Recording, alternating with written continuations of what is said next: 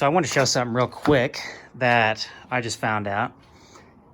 So whenever I thought about this again, this was probably a year ago, but I'm only just now getting around to actually having the time to mess with it.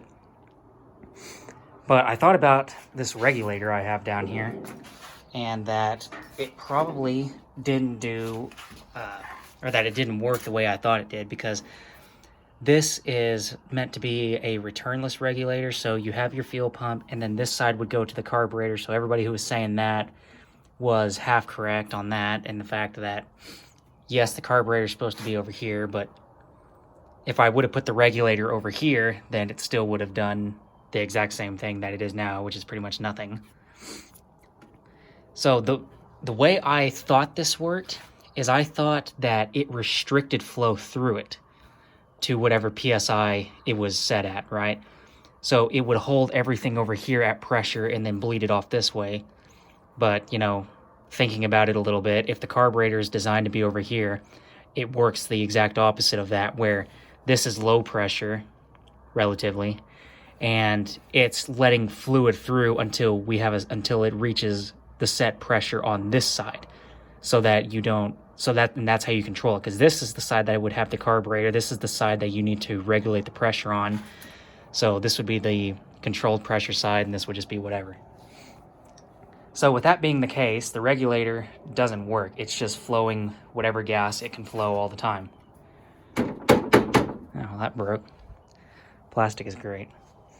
So that was a expense that I didn't need to make. However, it'll probably end up on the Dotson if I ever get around to working on that thing. And the way I verified this is I hooked it up to my fuel pressure gauge here, which, if I turn the key on, if I can reach the key, it'll climb up to about almost 1.5 PSI, but if I turn this guy, I get nothing happening for the reasons that I already stated.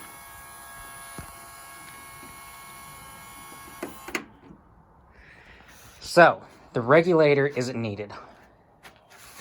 And I think the reason for that is that we're still ending up with 1.5 PSI down here on the end, and that is probably due to just the high flow rate of this pump relative to this fuel system.